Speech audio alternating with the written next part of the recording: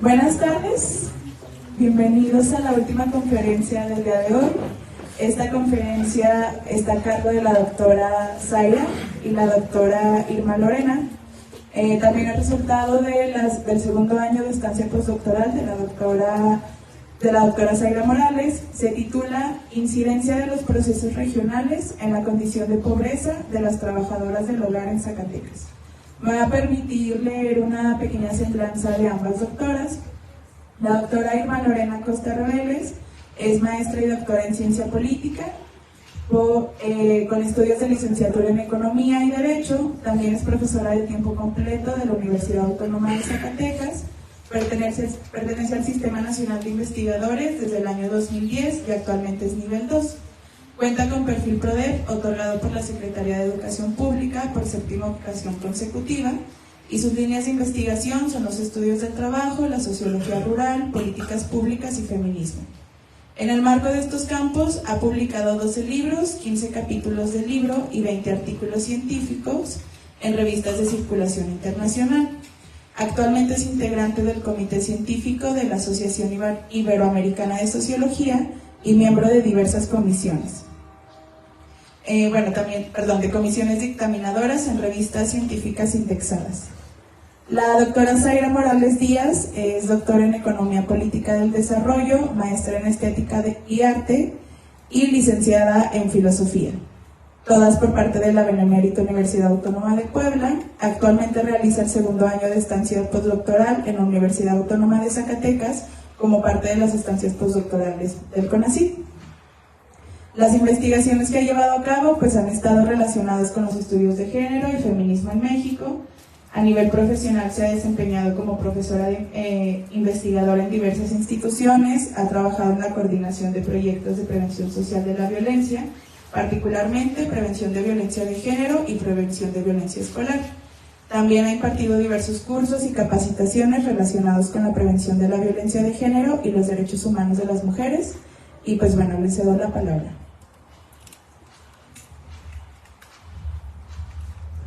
Muchas gracias por estar aquí, por haberse quedado un ratito más a escucharnos. Para nosotros era importante que se quedaran porque es el momento de presentar los resultados del segundo año de estancia de investigación de la doctora Zaira.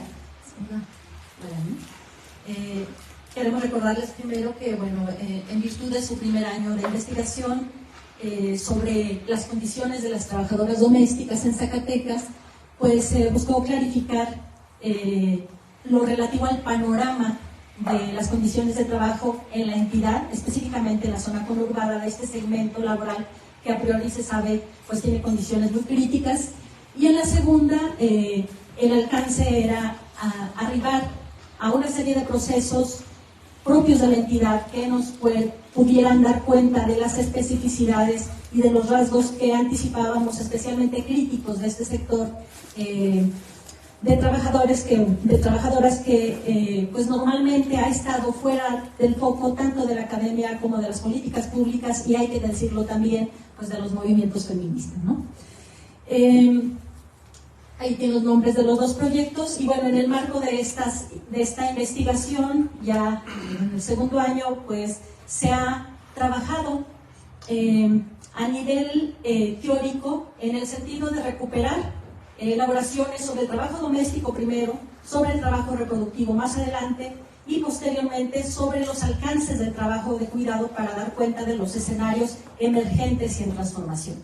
Y no porque las trabajadoras domésticas sean un segmento laboral nuevo, todo lo contrario, ¿no? Tenemos muchos elementos que nos remiten a siglos atrás y que son muy resistentes al cambio, y que al observar a estos sectores podemos identificar como parte de un presente muy vivo, ¿no? Entonces, se han publicado y están en proceso de publicación investigaciones con afanes teóricos sobre estos conceptos medulares de cuidados, de trabajo reproductivo. Una investigación justamente vinculada a las interpretaciones estructurales de la violencia, que no va a ser el momento, creo que ya en otra oportunidad se pudo platicar al respecto. esa violencia que corre por las venas del sistema y que, bueno, siendo simbólica y material, afecta sobre todo a grupos sociales más desfavorecidos y situados, pues, en los eslabones más vulnerables de la sociedad, ¿no? Y, bueno, vamos a pasar a la siguiente página, en afán de no demorarnos más, y les anticipo que, bueno, esto, por donde queremos empezar, es por una fotografía muy general de un dato, podríamos decir, clave para entender lo que ocurre, cuáles son las dinámicas, cuáles son las regularidades que permean en el trabajo doméstico cuando es remunerado. Es decir, tenemos que volcarnos a observar, obviamente, la sociedad mexicana, ¿sí? El capitalismo, obviamente, procesos macro, la cultura, la historia, las instituciones políticas, pero un dato clave que recuperamos con algunos datos porque nos van a permitir situar a la población que estamos observando es el mercado laboral. Entonces nos remitimos al mercado laboral nacional y después un poquito al mercado laboral en la entidad zacatecana. Y estos son algunos datos clave que nos interesa poner a la vista porque nos permiten dimensionar su importancia como sector de la población, como sector trabajadora y, bueno, posteriormente bajar a sus especificidades en términos de déficit en sus condiciones de trabajo. De acuerdo a los últimos datos, que por cierto hay que decir que este segmento de la población laboral, las estadísticas pues son muy vagas y hay mucho subregistro, pero que además ha sido un sector que de unos años a esta parte no se mueve. Y mucho ha tenido que ver la pandemia, pero bueno, también la falta de foco de las políticas públicas en el seguimiento de este sector. Entonces, tenemos años en que la población que se dedica al trabajo doméstico remunerado, hombres y mujeres, se sitúa en torno a los 2,5 millones de personas en el país. Ese es el dato del último trimestre del año 2022, un poco menos de la cifra que les comenté, pero por encima de los 2 millones de personas. Hombres y mujeres, les comento. Esto hace a nivel nacional aproximadamente un 4.2% de la población ocupada del país, que no es poco, realmente es un sector considerable.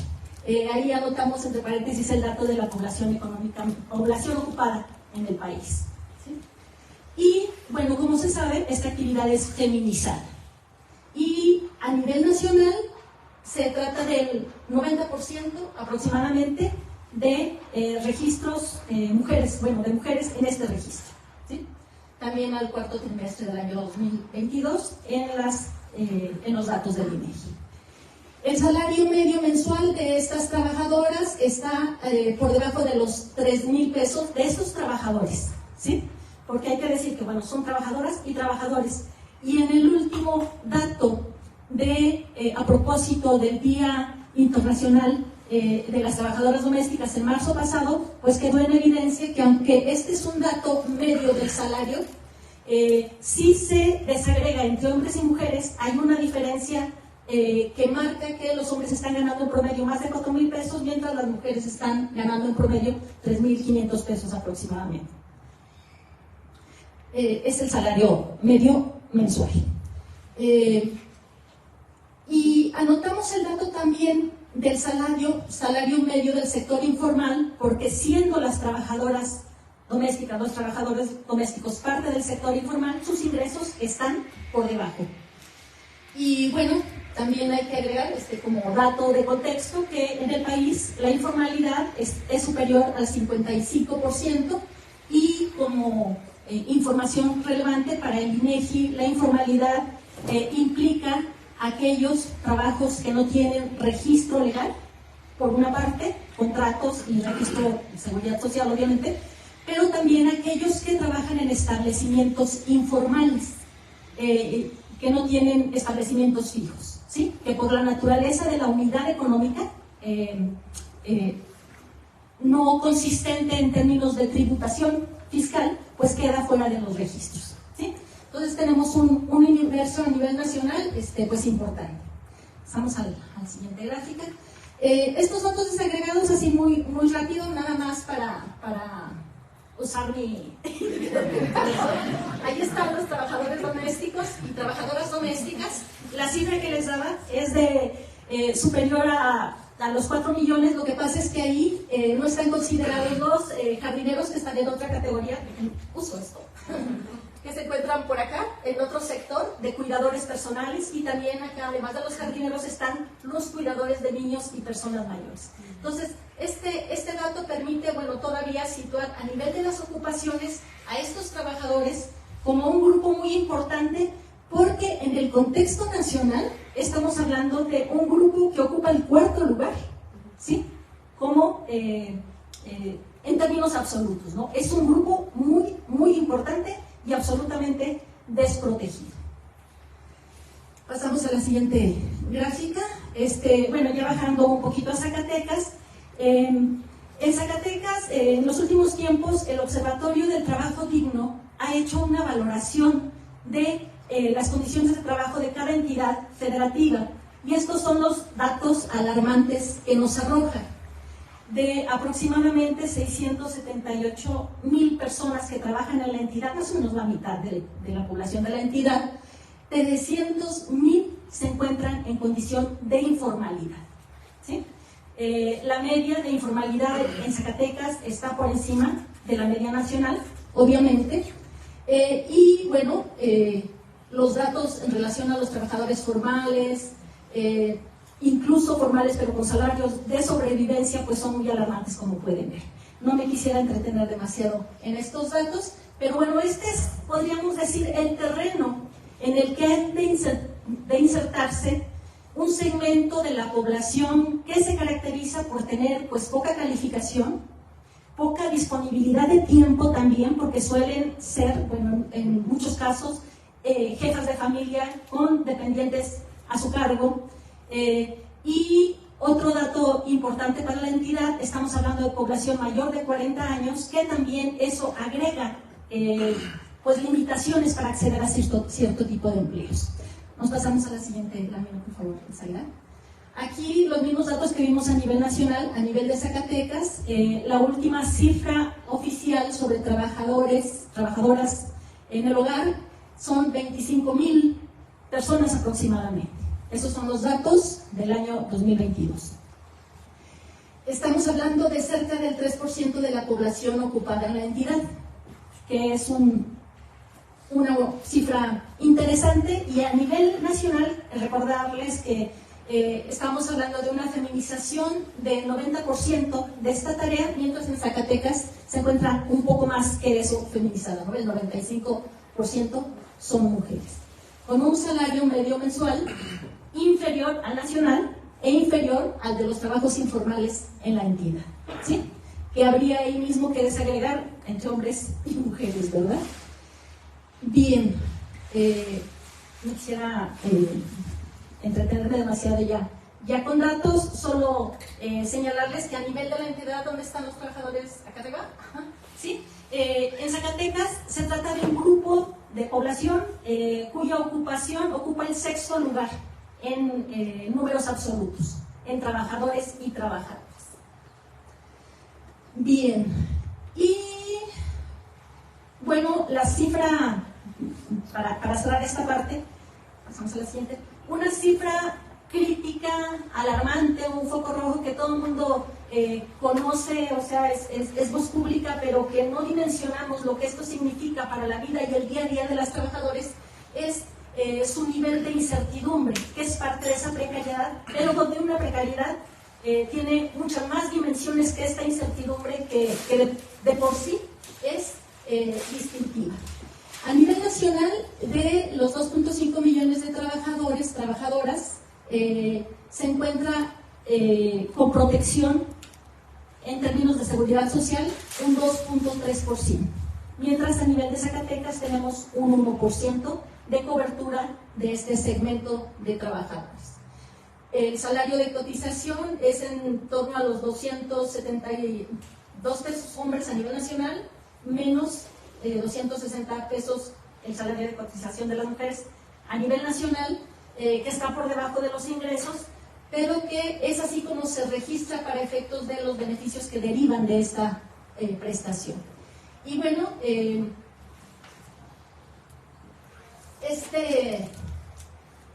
dato pues es, podríamos decir, detonador de muchas otras carencias, pero bueno, los detalles los vamos a ir viendo poco a poco. Entonces le pasamos el micrófono a la doctora.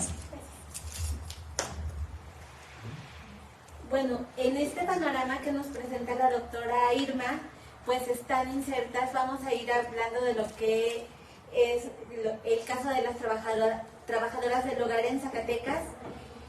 Como ustedes saben, en la primera parte, como nos decía la doctora Irma, estuvimos haciendo el muestreo de cuáles eran las condiciones según las propias trabajadoras, ¿no? Qué es lo que ellas registran, cuánto es lo que ganan, cuántos días trabajan, etcétera.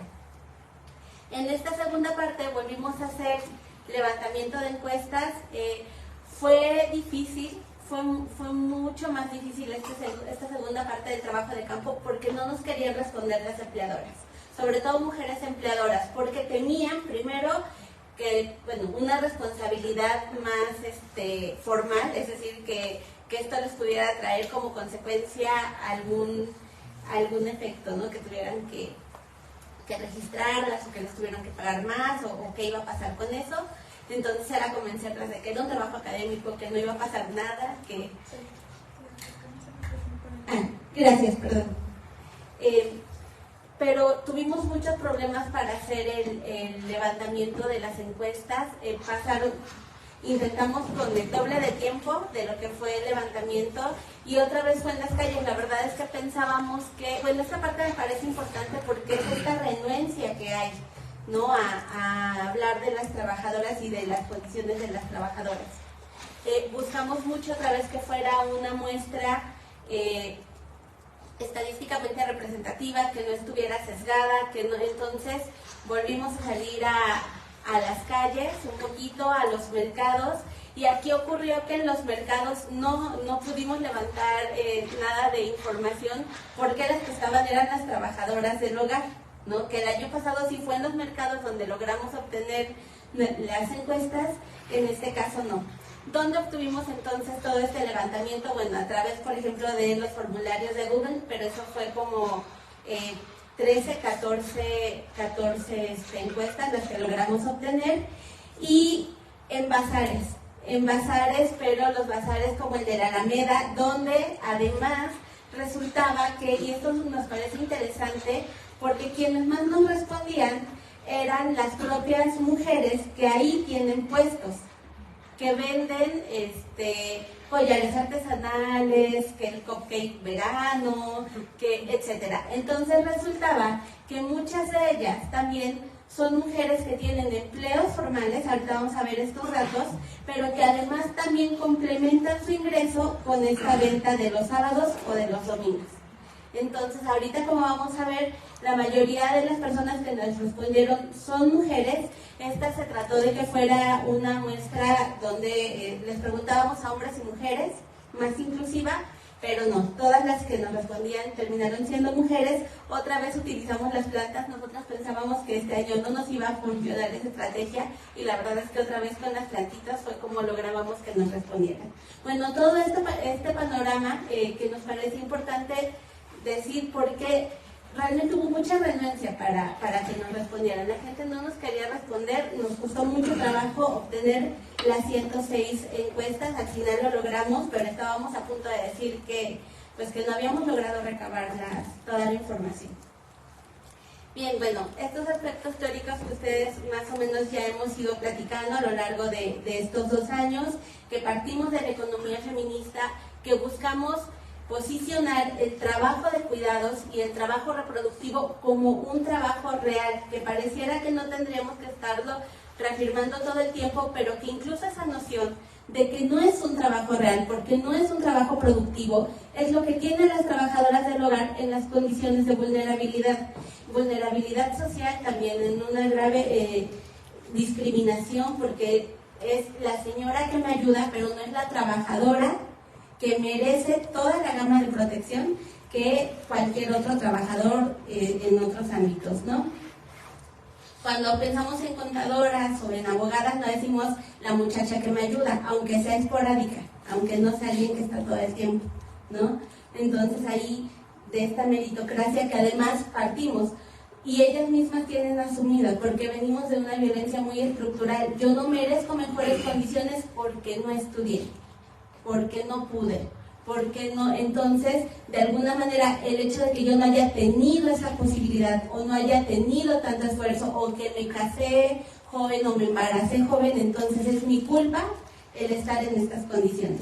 Es decir, también hay ahí una violencia que sea, bueno, hay un escenario de violencia simbólica muy importante, ¿no? Por supuesto que entonces la economía feminista pues busca develar este tipo de cosas. Estos son los que, bueno, lo que comentábamos del trabajo, de todo el trabajo de campo, que toda la recolección de datos que hemos hecho.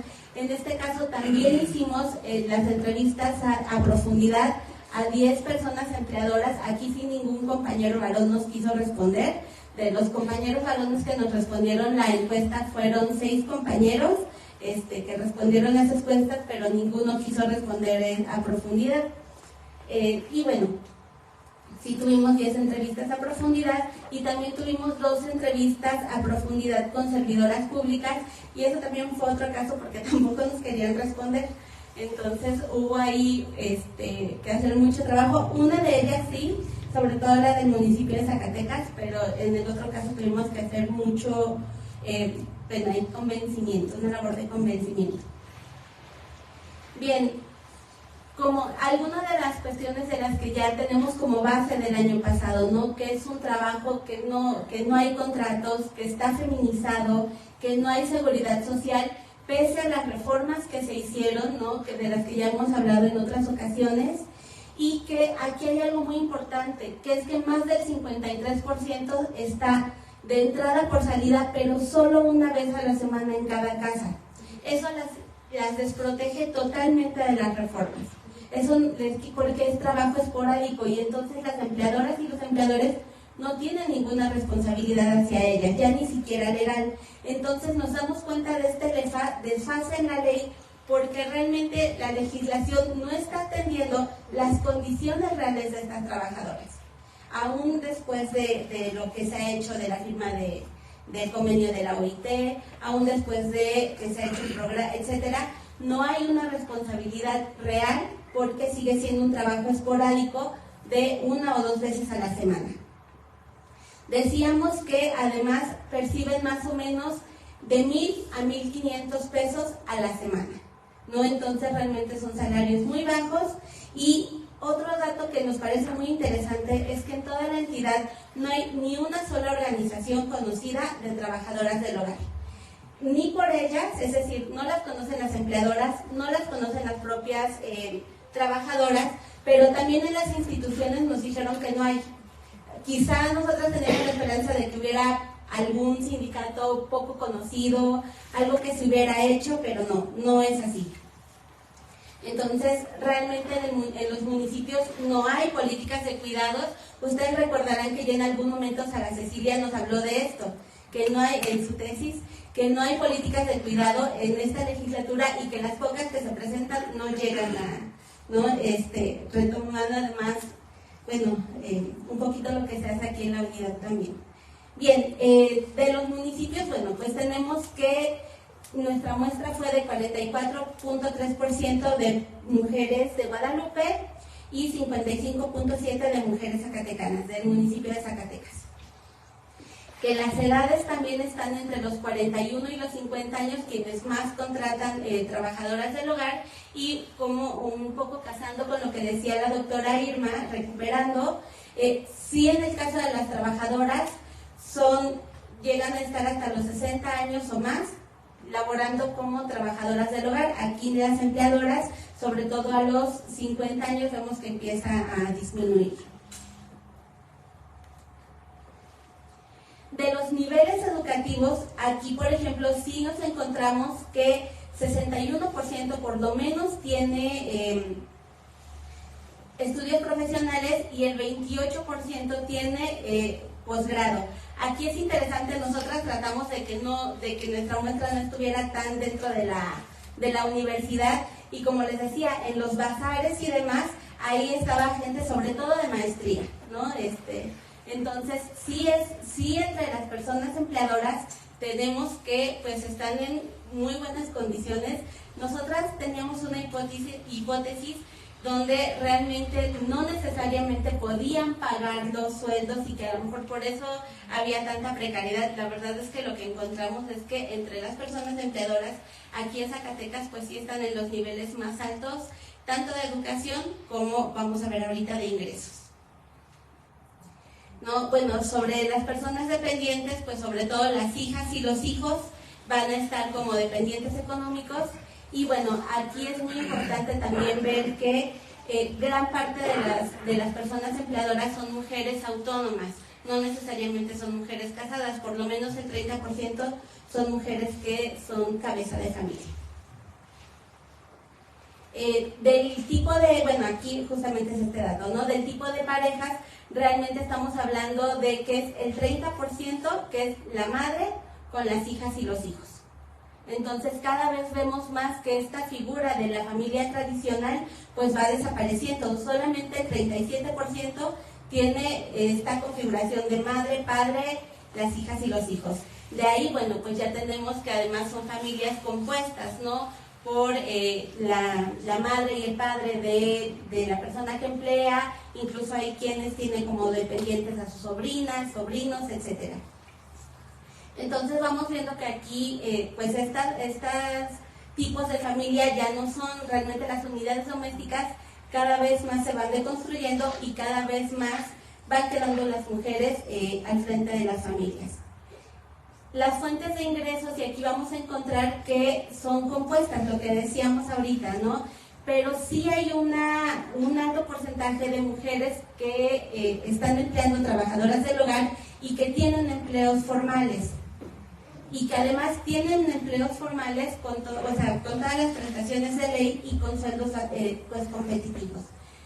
En promedio, veíamos entre los datos que el promedio de ingresos para Zacatecas, para la zona conurbada, según la ENOE, estaban 6.500 pesos mensuales aproximadamente. Entre los ingresos combinados, el porcentaje que sacamos para las empleadoras era de 23,000 a 24,000 pesos aproximadamente. Entonces sí son personas que tienen ingresos pues por lo menos bastante superiores a la media. Muchas de ellas tienen negocios y también encontramos que están la mayoría de ellos en la entidad, ¿no? Entonces encontramos negocios que tenían 10, 15, 20 años frente a estos negocios que tienen 6 meses, etcétera, ¿no? Entonces, eso también nos da un dato que pues son quienes mejor se han podido estar dentro bueno, que han afianzado más estos negocios. Esto es lo que decíamos, que si el empleo es formal y contaba con todas las prestaciones de ley, por lo menos el 53% sí tenía empleos formales que tenían todas las prestaciones. Sí han cambiado varias veces sí han tenido rotación. Si ustedes recuerdan, cuando veíamos el caso de las trabajadoras del hogar, veíamos que constantemente están cambiando de empleo. Aquí no, aquí vemos que un 57% por lo menos no ha cambiado de empleo, que tenían muchos años ya en ese trabajo. Y que bueno, voy un poquito rápido porque son muchas láminas, son más o menos 40 gráficas. De los días a la semana que trabaja, la mayoría trabaja 5 días a la semana en estos empleos formales.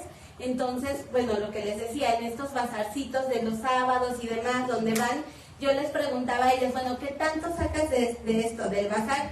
La verdad es que no, muchas de ellas lo hacían por tener una actividad, además en que socializaran, que la sacara del cotidiano, porque realmente, y lo decían así, de esto no podría vivir, o sea, seguramente no, porque no es trabajo artesanal, hacen collares, etcétera, ¿no? Entonces no es algo que les vaya a permitir vivir, y su empleo formal es generalmente estos 5 días a la semana, algunas 6, pero no tienen realmente mejores condiciones. Solamente hay un 30% de las personas, bueno, ahorita lo vamos a ver, hay un 27% que tiene ingresos hasta el tope de los 10,000 pesos. De ahí en fuera la mayoría está con ingresos superiores. Duración de la jornada, pues son esas 8 horas de trabajo, la mayoría, es decir, lo que llamábamos esta formalidad en el empleo. Si frecuentemente le piden extender las horas que trabaja, y aquí pues vamos a ver que sí hay también esa parte, ¿no? Donde sí muchas veces tienen que estar quedándose más tiempo en sus trabajos. La parte que no aplica son las que no tienen directamente empleos formales, ¿no? Como se hacía la encuesta general, entonces ahí quedaba en el no aplica. De los ingresos mensuales era lo que comentábamos. Por ejemplo, tenemos incluso algunos ingresos de más de 50,000 pesos mensuales. Entonces vemos que, insisto, de estas mujeres que entrevistábamos pues en la Alameda, muchas de ellas en Sierra de Álica, en el Bazar de Sierra de Álica, también hacia los mercados, también hacia Jardín de Independencia, también, es decir, que fue donde pudimos, en la casita vintage también, que se hace en Casa de Cultura, fue donde logramos encontrar que realmente nos respondieran las encuestas. De los gastos mensuales que tienen también, bueno, pues con las hijas y el pago de colegiaturas, etcétera, pues vemos que sobre todo tienen gastos, incluyendo el sueldo de la trabajadora, arriba de los 15,000 pesos mensuales. Entonces sí estamos viendo ahí, bueno, unas condiciones totalmente distintas a lo que veíamos con las trabajadoras del hogar. La razón por la que requieren, por supuesto, es la primera, falta de tiempo. ¿Por qué contratan a las trabajadoras del hogar? Falta de tiempo. Pero también, bueno, están otras cosas de que el trabajo es demasiado y requiere ayuda.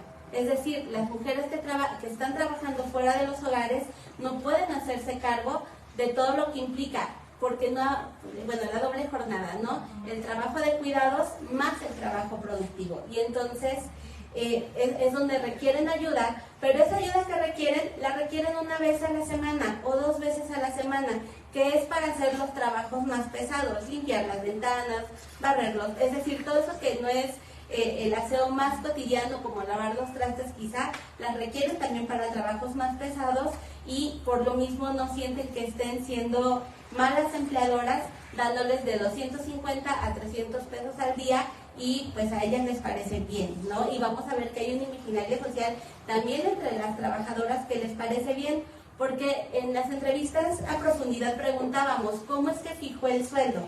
A partir de que usted dice, te voy a pagar tanto, o sea, y dice, bueno, es que ella me dice, yo le dije lo que tenía que hacer, y ella fue la que me dijo, o sea, es la trabajadora la que dice cuánto me va a cobrar, no soy yo la que dice cuánto va a pagar, ¿no? Entonces ahí hay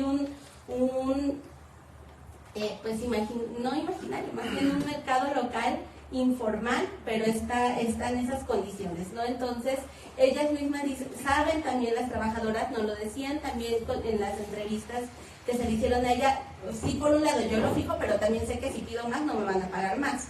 O sea, es decir, sí lo fijan ellas, pero a partir de una condición real, no en el aire. Entonces sí hay un mercado, aunque sea informal, pero que es conocido entre empleadoras y trabajadoras.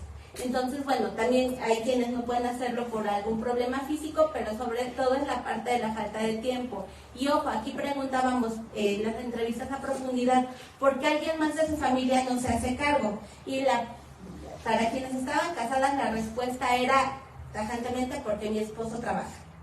Entonces, ¿pero usted también trabaja? Sí, pero él trabaja más, ¿no? Entonces, ahí era esta justificación sobre los roles tradicionales. Hubo quien dijo, porque es mi responsabilidad y yo no le voy a pasar mi responsabilidad a los otros miembros de mi familia, ¿no? Entonces, que aquí algo curioso también, algunas compañeras, algunas personas que nos respondieron fueron parejas lésbicas, las entrevistas a profundidad, y ahí había mayor repartición de los trabajos de cuidados, ¿no? Muy lejos de la heteronorma, y que a veces nos dicen que se agarran ciertos roles, ¿no? Que se reproducen ciertos roles entre las parejas. La verdad es que al menos en relación al trabajo de cuidados y al trabajo reproductivo, esto no sucedía, ¿no? La repartición de tareas pues era más equitativa. Las labores que incluyen, aquí otro dato que a nosotras nos parece interesante, por supuesto, la mayoría de las empleadoras dice solo limpieza, o sea, llegan, lavan los trastes, trapean y se van, no hacen otra cosa. Para las trabajadoras, por supuesto, supuesto que ellas no decían esto, ¿no? Era limpiar, era cuidados, las mascotas, personas mayores, etcétera. Es decir, hay también ahí una, pues no se valora, ¿no? Es como es un trabajo relativamente fácil por el que se paga hasta 350 pesos y le regalo la ropa que ya no quiero, entonces no hay ningún problema. Del número de trabajadoras que emplea, incluso, bueno, hubo una persona que nos dice que emplea a más de 3 trabajadoras a la semana, ¿no? Y que las tiene toda la semana. De ahí, la mayoría emplea a una. 95% emplea solamente a una. Sobre el conocimiento de las leyes que regulan el empleo doméstico por parte de las personas empleadoras, la verdad es que la mayoría nos dijeron que sí los conocen, pero al preguntar en las entrevistas a profundidad, pues la verdad es que no. No había un conocimiento real. No había un conocimiento real y lo vamos a ver ahorita, ni siquiera de las personas servidoras públicas. No, eso fue algo que para nosotras fue bastante preocupante porque no hay conocimiento real sobre estas leyes que estamos diciendo que cambiaron entre 2018 y 2019. Estamos hablando de 4 o 5 años que cambiaron estas leyes y que realmente no hay un impacto. Del porcentaje de los ingresos que destina al pago, la mayoría está entre el 10 y el 20%, no es lo que destina el pago del sueldo de las trabajadoras del hogar.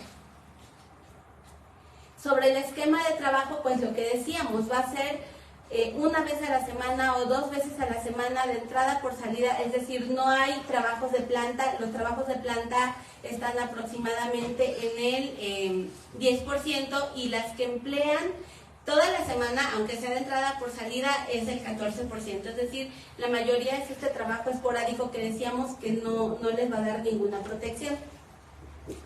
Sobre los factores que le impiden contratar a una persona de tiempo completo, la mayoría, más del 50%, va a decir porque no la necesitan de tiempo completo. Y esto es porque las propias mujeres que siguen, que ya están haciendo trabajo productivo o que están en los mercados de trabajo o que están directamente contratadas, no se han desafanado de las labores de cuidado. Todo lo que no hace la trabajadora del hogar lo siguen haciendo las mujeres en la casa, es decir, esto no ha cambiado. Y aquí es interesante porque además, según los datos de la ENUT, que la ENUT anterior había bajado un poco las horas en las que dedican las mujeres al trabajo de cuidados, al trabajo reproductivo. Para los nuevos datos subió la cantidad de horas, es decir, y por supuesto bajo en el caso de los compañeros varones. Entonces, en lugar de que realmente esto vaya siendo más equitativo, pues vemos que no, y que, como decíamos, pues en estos imaginarios, al no estar en estos estereotipos asumidos, las propias mujeres pues dicen no hay ningún problema, o sea, yo puedo hacerme cargo porque mi esposo trabaja y entonces es justo, y además pues por supuesto que trabajan muchas veces, buscan trabajos de menos horas para poder cumplir los 2 roles, pero aquí es donde la trabajadora del hogar pues sobre todo tiene ese papel de apoyo a la familia. Sobre la disposición de asegurar a la trabajadora del hogar, la verdad es que el 71% nos dijo que sí en la encuesta. En las entrevistas a profundidad había muchas razones por las que nos dijeron que no. De entrada porque solamente iban un día y no tenían ningún caso. Pero también porque decían, la propia trabajadora no lo quiere. Pero no lo quiere ¿por qué? Porque la trabajadora está en lo inmediato. Es tan poquito lo que ganan, lo que ellas decían. Sí, huele como a quemado. Sí, ¿verdad? A lo mejor no fue la hierba. Acá se están quemando hierbas por acá los señores.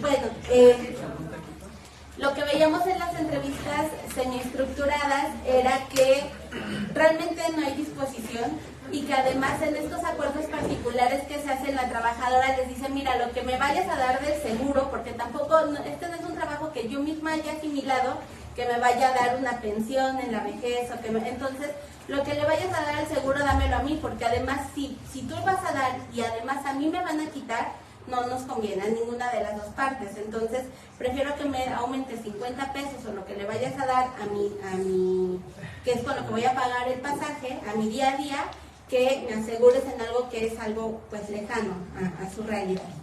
¿No? La disposición para aumentar el sueldo, eso sí, todas la tuvieron, la disposición, bueno, la mayoría, y también en las entrevistas semi-estructuradas decían que preferían aumentar el sueldo, pero que realmente la parte del seguro les parecía totalmente innecesaria, no era algo que quisieran ver.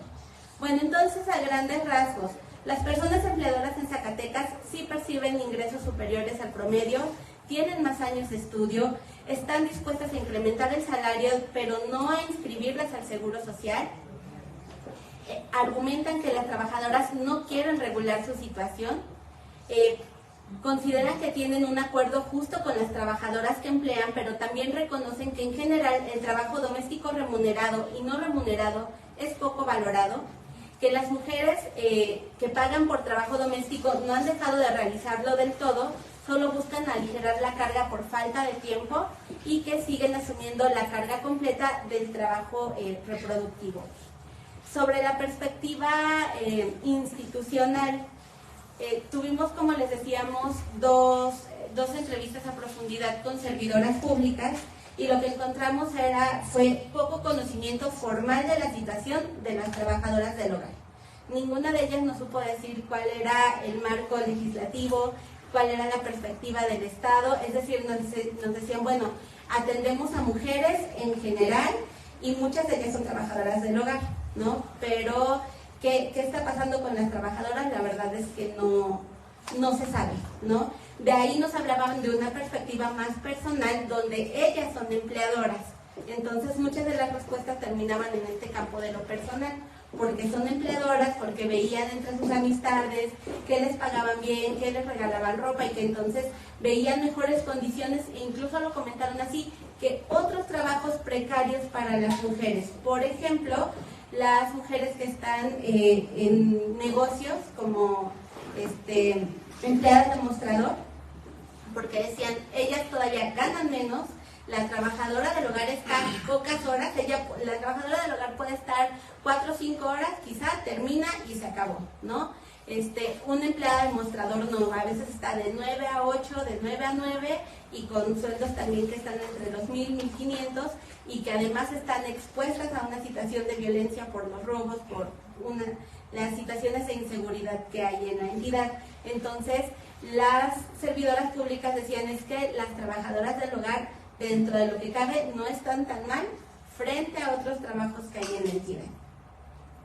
No hay programas o políticas públicas abocadas a regular o mejorar esta problemática. Ninguna de las dos servidoras que entrevistamos en los dos municipios nos pudieron decir de algún programa que hubiera. Nos hablaban de programas que hay de prevención de violencia, una casa de medio camino donde las mujeres pudieran llegar si estaban siendo violentadas y después hacer la denuncia. Nos hablaban de bolsas de trabajo, pero para mujeres y hombres, por ejemplo, de Guadalupe, ¿no? Sobre todo nos hablaban de bolsas de trabajo, pero incluso nos decían, aún así están mejores las trabajadoras del hogar en condiciones laborales que personas que aquí vienen y obtienen empleos formales, porque quienes vienen y obtienen empleos formales no ganan 350 pesos al día. Sí, pero es un día, ¿no? A veces, quienes quizás, como veíamos antes, las trabajadoras del hogar nos dicen que ganan en total de 1,000 a 1,500 pesos a la semana. Es decir, realmente es un ingreso bajo. Y bueno, hay un desconocimiento generalizado de las reformas legales que se hicieron. No sabían que existía un programa piloto para incorporarlas.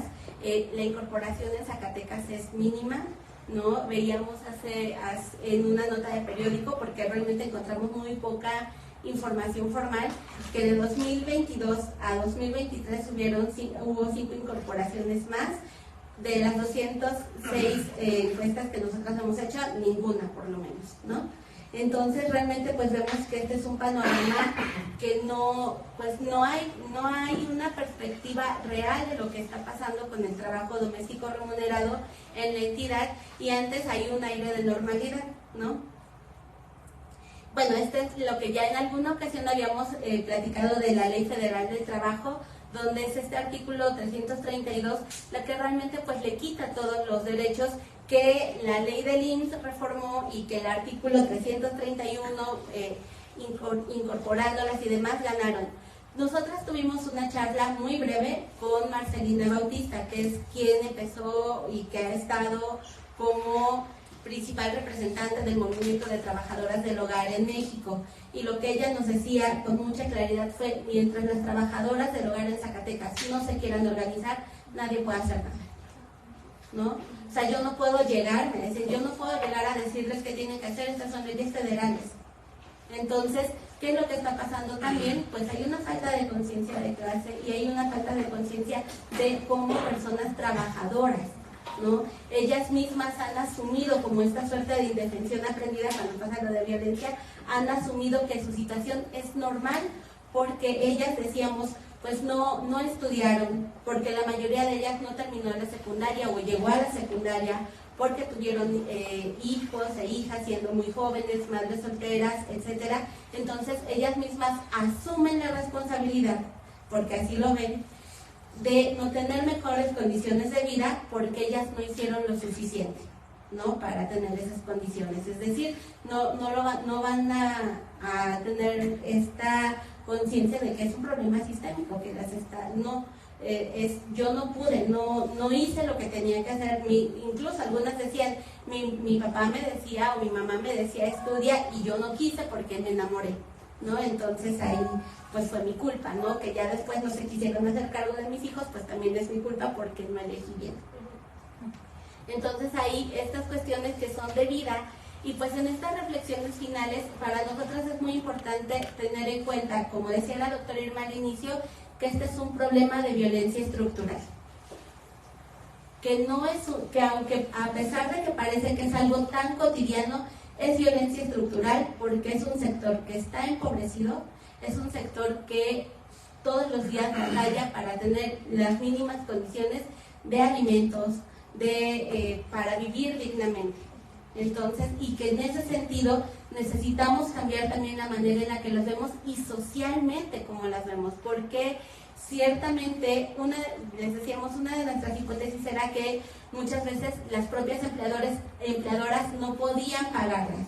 La verdad es que lo que estamos viendo es que la mayoría sí puede pagarlas, pero es un trabajo que tiene totalmente invisibilizado. Y aunque las empleadoras decían, yo reconozco que es un trabajo muy pesado porque yo por eso no lo puedo hacer y a nivel moral lo valoro mucho, y eso no pasa a la realidad de las condiciones laborales, ¿no? Nos hablaban, por ejemplo, de lo importante que era meter a una persona a tu casa, que le das la confianza, que etcétera. Es decir, que es una persona que llegan a querer mucho, pero que pues hasta ahí, ¿no? O sea, que también ellas no podrían o no ven por qué van a darles más de lo que realmente, de lo que ya les dan, de lo que ahorita están. Entonces, no se ve esto como un problema sistémico. Es muy importante, y aquí insistir en politizar lo que pasa en los hogares.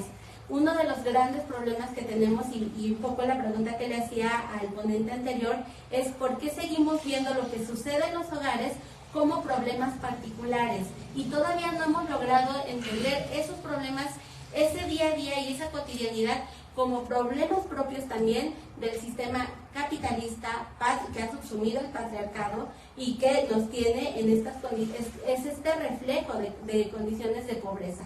Entonces, este recorte de la realidad, que pareciera que es algo que ya todas y todos sabemos que son sectores empobrecidos, en realidad pocas veces lo logramos reflexionar como un problema sistémico de lo que hemos estado hablando en estos días, de este sistema capitalista, depredador, que nos empobrece, que nos lleva a la muerte. Esto es violencia estructural, ¿no? Y es una violencia estructural que ejercemos, que tenemos cotidianamente y a la que no le hemos dado la importancia que requiere. Vamos todas. Sí, lo que pasa es que hay un par de cosas, bueno, más de dos, que no podemos dejar de mencionar, porque igual que a lo mejor es la última vez que podemos conversar del tema. Estamos esperando la resolución de CONACYT en relación con la renovación de la estancia. Nos pospusieron, pero bueno. Entonces, yo creo que es el momento de asentar algunas cuestiones importantes en relación al tema, ¿no?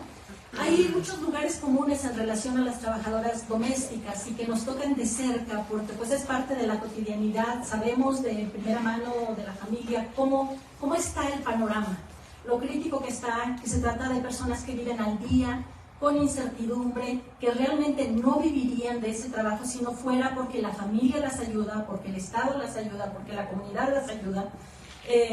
Y que bueno, eso los hace, esa razón es una de las que las hace ser un sector distinto. Pero no solo es eso, en realidad dentro de todo el espectro laboral que nosotros observamos como un terreno de desvalorización de la fuerza de trabajo, estamos frente a un sector que tiene muchas particularidades y que sus problemas se rigen por dinámicas propias y que le son exclusivas. Porque las razones son muchas, ¿no? Ahí estamos, que sí, Bueno, la primera razón es que se trata, en este caso, de un espacio social donde se realiza la actividad laboral que escapa a la mirada pública. Es decir, estamos en el espacio doméstico y históricamente ha permanecido al margen de la mirada estatal y todo lo que pasa ahí parece ser gobierno de puertas adentro. Entonces, esas barreras han impedido trascender a que se tomen decisiones importantes sobre lo que adentro de esas puertas ocurre, ¿sí? Llámese violencia o como se llame, ¿no? Pero en este caso, otro factor que lo hace especial, además de que, bueno, pues es una zona gris del trabajo, heredada, refuncionalizada para los fines ahora de un mercado capitalista muy dinámico, pues otro rasgo importante es el hecho de que este trabajo contiene un ingrediente muy importante de afectividad, de emocionalidad. El convivir con las personas implica que estamos hablando de un espacio que no permite ver o descifrar que se trata de relaciones laborales. Y ojo, aquí no estamos cuestionando que no se pueda apreciar a la persona que apoya, pero además de apreciarla, debería de tener los derechos que debe de tener cualquier otro sector. Porque realmente eso enturbia los vínculos y los confunde, y lo que encontramos con estos dobles discursos es que hay una posición muy benevolente y de generosidad, ¿no? Y el punto de los acuerdos en cuánto te das, cuánto me das, cuánto recibo, cuándo, en qué momentos me apoyas más, se maneja mucho como una cuestión como si fuera de particulares y exclusivamente. Y sin duda tiene que ver con una dinámica económica más amplia, sistémica, pero también, en este caso, con sistemas de creencias muy arraigados y de simbolismos, donde el trabajo femenino no ha contado nunca para la economía real. Y el hecho es que para la ciencia económica, toda esa esfera de la producción de valores de uso, de consumo inmediato para las familias, eso no es trabajo productivo. Cuando es trabajo productivo en la medida que genera excedente y que se consume y que permite además liberar fuerza de trabajo de las mujeres para el mercado de trabajo que las necesita barato además, ¿sí? Y en cantidades suficientes. Entonces estamos hablando de una rueda muy compleja que no podría ser explicada solo a partir de elementos estructurales macroeconómicos y que tiene que remitirnos elementos antropológicos, psicológicos, simbólicos, a la historia, a la política, porque ahí hay otro asunto muy intrincado, sí, a nivel nacional y bueno, como parte de la oleada de ganancia de derechos, porque esta es una tendencia regional de las trabajadoras del hogar. Parece que el sindicalismo en el país va avanzando. Ahora hay un sindicato que cubre 10 estados, que tiene 1.700 trabajadoras, pero que no ha logrado colocar un solo contrato colectivo, ¿no? Sino contratos privados. Pero hay países en la región que tienen el 70% de sindicalizadas, ¿sí? Como Uruguay. Y nos habla de, además, tradiciones, prácticas, usos y costumbres que convienen y que se reproducen todos los días, ¿no? Entonces, bueno, esto y muchas otras cosas que están saliendo, ¿no? Por ejemplo, no es lo mismo pensar que una trabajadora doméstica es demandada por las familias siempre por cualquier tipo de familia, ¿no? Porque, bueno, a lo mejor muchas lo necesitan, pero no todas pueden pagarlos, ¿sí? Y entre las familias que pueden pagarlos, ahí encontramos distancias en relación a cuando se trata de familias de altos ingresos y medianos ingresos. Es decir, ahí se establecen relaciones intraclase, o sea, entre trabajadores y entre clases distintas, ¿sí? No es lo mismo que se trabaje para liberar a otra persona de hacer las labores domésticas que para fines de ocio, en fin, de recreación. Entonces, eso también hay que seguirlo estudiando. Esperamos que nos den la siguiente administración de la beca para que Zaira nos acompañe 2 años más. Gracias.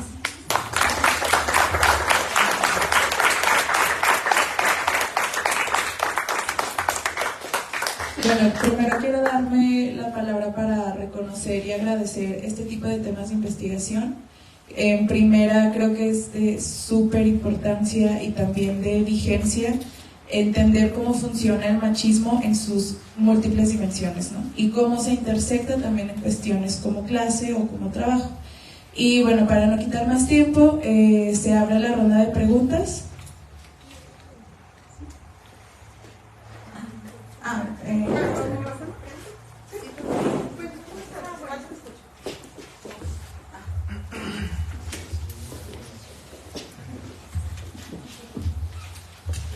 Hola, y muchas gracias y igual por esta conferencia. La estuve esperando toda la semana porque quería la segunda parte. Nos habíamos quedado como en continuidad con la vez pasada. Y yo quisiera preguntarles si ustedes consideran que en este modo capitalista en el que estamos inmersos es posible construir relaciones más horizontales con las personas trabajadoras del hogar. Yo no estoy pensando en que, por ejemplo, una persona ya no exista, ¿no? este trabajo, sino que se organicen o se lleven a cabo de una manera más horizontal, ¿no? Igual decían, no es lo mismo, no sé, por ejemplo, yo voy con el doctor y él, doctor, o no sé, con el abogado, porque yo sé que son las personas expertas en esas materias y que las necesito, ¿no? Y que necesito de sus servicios porque esas son las personas que tienen la experiencia, la expertise, los saberes relacionados en esos campos. Entonces, yo también considero que no es lo mismo tener una trabajadora del hogar porque pues quiero, ¿no? A lo mejor no tengo yo las ganas o el conocimiento de cómo se hacen de manera adecuada esos trabajos. Tengo una trabajadora del hogar porque no tengo tiempo. Y luego, ¿por qué no tienes tiempo? ¿No? O sea, nos mostraban las gráficas de que la mayoría trabajan 8 horas. Eso en teoría debería darte el tiempo suficiente pues para atender otros aspectos de tu vida. Aunque también ya vimos en la presentación que a muchas mujeres se les exige que esa jornada se extienda más tiempo, ¿no? También veíamos que hay mucho trabajo y necesitan ayuda. Pero igual, o sea, ¿por qué necesitas ayuda, no? Si también vimos que, por ejemplo, el 37% tienen una pareja, ¿no? Y tienen hijos. Y tal vez esos hijos e hijas ya son personas adultas que también podrían contribuir a las labores de cuidado, a las labores de limpieza del hogar. Pero sí, o sea, efectivamente estamos también en estas dinámicas en las que los trabajos de limpieza, de cuidados, son feminizados y aunque tengas pareja, pues el hombre se desentiende. O sea, de hecho a muchos hombres yo creo que ni saben cuánto gana el trabajador del hogar y ni les interesa y ni le importa, porque eso pues que se encargue la mujer, ¿no? Entonces pues también estamos en estas dinámicas que no nos permiten hacer que las labores de cuidado sean colaborativas, sean de una responsabilidad familiar, no solamente de la mujer, que muchas veces yo supongo que la mayoría de las cosas como que no está explícito, ¿no? De me caso y tu mujer te vas a hacer cargo de eso, aunque también trabajes, sino que ya es algo implícito y se tiene normalizado. Y pues es que no da la vida, ¿no? O sea, no te da la vida tener un trabajo 5 o 6 días a la semana de 8 horas y además hacerte cargo de la jornada, de la doble jornada. Y luego, también un comentario muy loco, pero es que las mujeres se insertaron, ¿no? En la dinámica del trabajo, pero no hubo una abstracción de la dinámica de cuidados y los hombres no se han involucrado en eso. Y pues sí, también lo que decían ahorita, que es una responsabilidad totalmente femenina, tanto del lado de la empleadora como de la trabajadora, ¿no? Que decís tú, doctora Zaira, que pues esto te tocó porque te enamoraste y ya no estudiaste, y a ti, mujer, pues tú eres la encargada, entonces, de que la casa esté limpia, no me importa que trabajes, hasta más que los hombres, ¿no? Muchas veces. Entonces, y también sí hay una romantización totalmente de los cuidados y de la limpieza, pero no sé, o sea, a mí se me hace difícil como pensar dinámicas diferentes, les digo, más horizontales, en estas dinámicas, ¿no? Que ya de manera implícita y normalizada tenemos como que la trabajadora del hogar y los cuidados, ¿no? Justamente son algo menor, algo que no influye en la economía, algo que está y que se tiene que hacer, y no reflexionamos, no dimensionamos más bien el impacto que tienen estas labores en todos los ámbitos de nuestra vida, ¿no? En la economía, en la política, en la reproducción del capital, y pues ahí se tiene como algo marginal. Y ya, eso es todo. Hola, buenas tardes.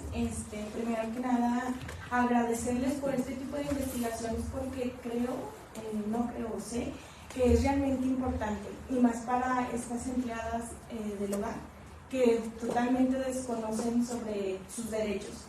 Primero que nada, un comentario, no sé si haya una pregunta referida a que hay empleadoras que pues sí contratan a la trabajadora del hogar de cierta forma y le dicen a la persona: vas a trabajar 2 días, sí, porque pues no puedes pagar, pero hay algo que se está pues muy reflejado, es que esos 2 días las personas contratadas tienen que hacer la labor de los 7 días, porque es una carga excesiva que dice: no vas a trabajar porque no tengo para pagarte, no tengo para darte seguro, pero sí vas a hacer el trabajo de esos 7 días. Y es algo que no se no está visible, y pues no lo logré ver en los documentos, y creo que es importante recalcar, es algo que se está llevando a cabo y que pues no se toma en cuenta. Y mis preguntas son las siguientes, y la primera es: ¿cómo difundir y concientizar a los trabajadores del hogar de sus derechos? Porque en cierta forma les empiezas a plantear esta situación y ellas pues dicen: no, es que yo no estudié la secundaria y pues yo no sé nada de eso. Y sí, pues me casé y ya no pude continuar. Entonces creo que es importante, más que se quede en una investigación, hacer como una dinámica para que llegue a todas esas trabajadoras y para que, como lo mencionaron, ellas mismas se puedan organizar, porque si no hay una organización, pues esto va a quedar en el olvido y va a seguir pasando, y pues mientras no haya, bueno, creo que tengo entendido que estaba comenzando un sindicato, no sé si también me pueden hablar algo sobre eso, no sé si todavía pues hay planes o qué pasó con este sindicato, porque también pues es importante para que ellas tengan como un respaldo, porque todas tienen miedo, un miedo que dicen: es que si me despiden, ¿cómo yo regreso a mi casa? Entonces, más que nada es algo oculto que pues no se hace visible. Pues. Gracias.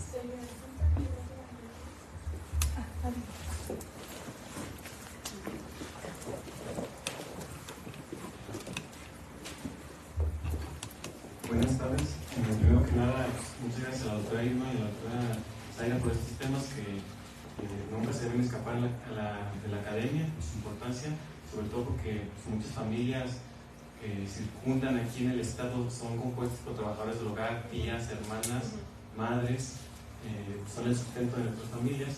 Y quiero empezar con algo que dijo que mencionó la doctora Irma, que en muchas ocasiones pensamos que estos temas son fuera del Estado, que los pensamos fuera, y recordar esta frase de: lo personal es político, y yo quería pensar: lo doméstico es político, entonces también, ¿no?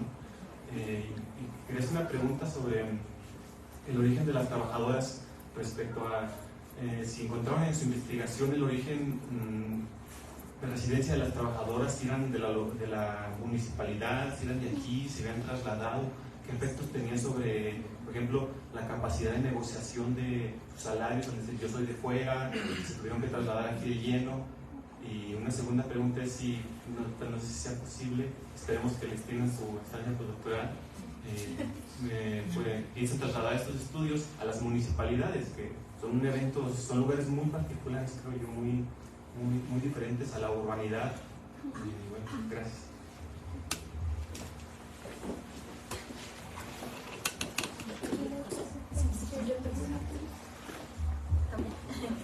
Bueno, yo también me permito hacer una pregunta. Quería saber si había, comentaban que si bien en su mayoría eran mujeres las que desempeñaban este trabajo doméstico, también eran desempeñados por hombres, y hacían la distinción de cocineros y jardineros, me parece, ¿no? Y quería saber si encontraron como un punto clave en por qué los hombres empiezan a hacer estas tareas, este trabajo del hogar. Pero me refiero, por ejemplo, no sé si fue en la pandemia, cuando todavía el trabajo informal era todavía más precario, ¿no? Y se tuvieron que insertar a partir de esas dinámicas.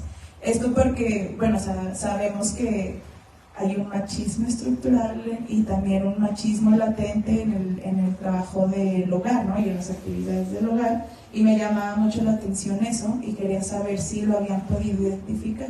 Y pues bueno, les cedo la palabra. Muchas gracias, son muchas cosas, a ver si algunas las agotamos. Sí, bueno, muchas de las precariedades multidimensionales que atraviesan este oficio es el aislamiento, ¿no? También el hecho de que la trabajadora está sola en una casa y con poco tiempo para socializar y hacer fuerza, ¿no? Y esto nos lleva al asunto del sindicalismo. Efectivamente, a nivel de Zacatecas, de la entidad, no hay. El único sindicato nacional es del año 2015, ratificado recientemente ahora con todos los procesos de validación de la nueva cultura laboral. Y bueno, se está expandiendo, incluso están haciendo una labor muy importante de difusión para que cualquier interesada en el país, interesado, pueda descargar los contratos, los formatos de contratos, que esto me lleva a otra cosa, donde se establezca claramente qué, dónde y en qué horas y qué días se va a hacer la actividad. Porque justamente otro rasgo es la flexibilidad de los acuerdos, ¿no? Acuerdos tan flexibles como tú me ayudas, yo te ayudo, pero mañana no, mejor pasado mañana, pero voy a salir de vacaciones, mejor no vengas. O sea, todo se queda en el aire. Y es una laxitud que da lugar a muchas cosas y a muchos cambios y a muchas arbitrariedades. Y mientras no se establezcan claramente los contenidos de las actividades, los tiempos, los lugares, las condiciones, todo esto va a seguir siendo flexible y va a seguir siendo atravesado por pues una relación de poder, ¿no? El trabajo lo necesito y bueno, es lo que hay. Y pues esto es parte también de las precariedades, ¿no? que atraviesan al sector, ¿no? Ese déficit de ciudadanía para posicionarse como un sujeto de derechos, porque no se concibe como tal. Sabemos por los orígenes que proceden estas trabajadoras de sectores marginales, periféricos, de bajo nivel educativo, o en condiciones que no les permiten realmente posicionarse y negociar cuánto quieren ganar. O sea, realmente se trata de contratos donde se encuentran en un estatus prácticamente de postración, ¿no? Y sí, eso sí, hay en el entorno local una especie de regla no escrita en relación al monto que debe de ganar una trabajadora. Es decir, la venta de la fuerza de trabajo para uso en la esfera doméstica cuesta tanto por día. O sea, hay usos y costumbres. Pero esto también tiene que ver, y mucho, el cuánto se le está dispuesto a pagar con los imaginarios un sistema de creencias. Porque incluso para las mujeres, cuanto mejor nos nivelemos hacer el quehacer, pues mejor, ¿no? O sea, nadie lo quiere hacer, pero se tiene que hacer, ¿sí?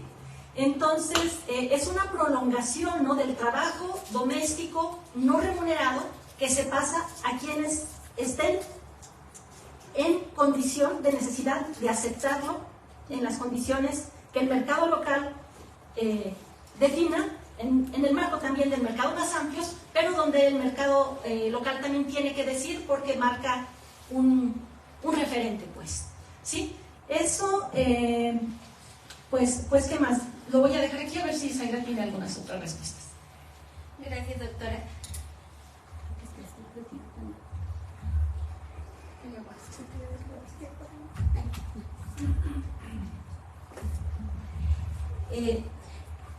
Yo creo que el tema da como para muchas reflexiones. Ahorita pues presentamos lo que nos parece más relevante, pero ciertamente tenemos mucha información que hemos estado platicando.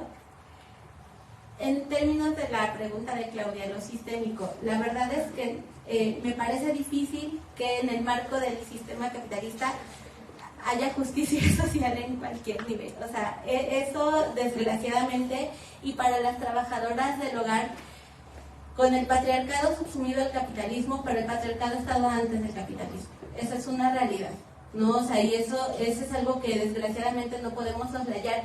Hace un rato en la conferencia del doctor Sigifredo, él decía, hay que unirnos porque realmente hay un problema sistémico muy grande que nos está llevando, pero la verdad es que las izquierdas también siempre han denostado al feminismo, ¿no? Desde la época de Rosa Luxemburgo, ustedes lean el texto de Raya Dunayevskaya, cómo hablaban de ella sus compañeros de partido, de cómo hablaban de Rosa Luxemburgo, ¿no? Que decían que era más lista que un mono, que esa maldita mujer, que, bueno, cosas de misoginia y machismo terrible, ¿no? Es decir, hay elementos críticos también que debemos de tener muy claros, que es realmente estos elementos del capitalismo sí, pero este patriarcado que ha sido anterior, ¿qué tanto estamos dispuestos a romperlo? Heidi Hartman tiene un texto importante que es un matrimonio malavenido entre si el feminismo y el marxismo realmente pueden tener ese matrimonio, porque mientras no se ven condiciones de igualdad, es decir, el marco teórico del capitalismo, de la crítica de la economía política, perdón, es muy importante y se sigue trabajando sobre él desde el feminismo y nos da claves muy importantes, pero la verdad es que en términos reales, digamos, realmente los feminismos han tenido que luchar mucho para posicionarse aún dentro de estas izquierdas. Entonces la verdad es que en ese sentido creo que las claves habrán que buscarse de una forma más amplia. Sobre esta parte que comentabas, ¿no? De que, bueno, realmente sí, ¿qué trabajos hacen las trabajadoras en estas casas donde van pocos días? Depende mucho de la cantidad de horas que estén. Es que en esos acuerdos particulares, como decía la doctora Irma, son muy flexibles, porque también hay, es decir, bueno, yo voy de 9 a 1 lo que alcance a hacer. ¿Por qué? Porque las trabajadoras o vienen de comunidades, como nos decía el compañero Diego, ¿verdad? Como nos decía Diego, o vienen de comunidades, sí nos llegan a decir que vienen de Villanueva o que vienen de Tlacualetza, sí, gracias. Y que entonces tienen que estar viajando, y que además veíamos el año pasado, no solamente trabajan en el municipio de Zacatecas, muchas trabajan en Guadalupe, Zacatecas el mismo día, ¿no? Es decir, hacen el viaje de su comunidad hacia acá y entonces tratan de explotar en un día, digamos, 2 o 3 casas. Entonces no necesariamente están mucho tiempo, porque la dinámica es distinta, porque ese día le pudieron cuidar al niño, la niña, la suegra, 1 o 2 días a la semana, pero no se las cuidan más tiempo. Por eso es que no trabajan todo el tiempo, no hacen el trabajo doméstico remunerado toda la semana, no es la mayoría la que lo hace así. Entonces ahí hay muchos entramados en ese sentido, ¿no? Que son de vida cotidiana, y que es eso que muchas veces poco nos detenemos a reflexionar y a politizar lo que pasa en las unidades domésticas. Es muy importante. Si no lo empezamos a ver en esas claves, seguimos normalizando un trabajo que incluso desde el gobierno federal nos han dicho se hace por amor, o sea, actualmente no hay políticas de cuidados. Incluso alguien nos decía que el cierre de las guarderías de nuestro propio trabajo de campo había sido fatal para las trabajadoras, que sí podría haber muchos problemas, que eso no se niega, y que se tenían que haber reformado, pero cerrarlas del todo, quitar de todas las guarderías, había sido un ataque directo contra las mujeres, y que de eso nadie hablaba, ¿no? Contra las condiciones de las mujeres. Entonces, claro que ahí tenemos elementos importantes, y bueno, justamente esta parte de si vienen de distintas comunidades, sobre todo lo veíamos en el año anterior, donde sí vienen de distintas comunidades. Justo platicábamos que nos había hecho falta tener un registro más específico de qué comunidad exactamente venían, ¿no? Pero que es lo que trataremos de subsanar.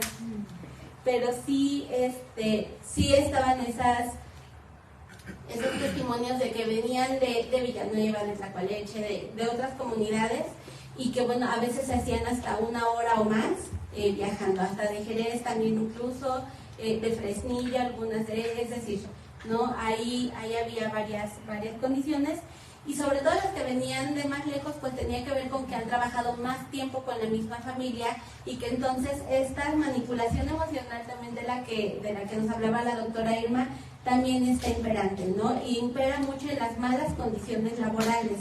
También lo veíamos en el primer año, bueno, en el reporte del primer año, hubo una de las trabajadoras que no la dejaron ir a pedir el apoyo, porque ya es adulta mayor, tiene 65 años, en la familia donde labora no le dieron permiso de ir a tramitarlo, porque ¿quién iba a cuidar a la persona que ella cuida, que es una persona de 95 años? Entonces que le dijeron, no, es que ¿cómo cree que usted va a faltar a trabajar este día para ir a pedir su apoyo como persona adulta mayor? Sí, mi mamá tiene 95 años y no se puede quedar sola, sea usted consciente, y decía la señora, y sí es cierto, ¿cómo voy a dejar yo a la viejita? Entonces, no puedo ir a pedir mi apoyo, porque ¿cómo iba yo a dejar? O sea, esa manipulación donde es terrible, ¿no? Y decía la señora, el fin de semana me dicen que la más viejita, me llora mucho porque no estoy, porque no le gusta cómo la cuidan las hijas, porque las hijas las desesperan, las regañan, las no sé qué, y entonces todas las semanas, bueno, esos 2 días espera a que llegue su cuidadora principal, que es la trabajadora del hogar. O sea, ahí tenemos muchos elementos, o sea, elementos, insisto, emocionales, elementos que tienen que ver con la sociedad. Había un comentario aquí nada más de la red. No, de Sonia Félix Cheri, que dice que tiene razón con lo del seguro, pero ya algunas, después de años, prefieren el seguro por enfermedad, les sale más barato. Aunque la situación en el IMSS hoy en día para nada sirve, muy mal servicio, prefieren una consulta del CIMI y medicamento completo inmediato. Bueno, muchas gracias a todos y a todas. Mañana los esperamos.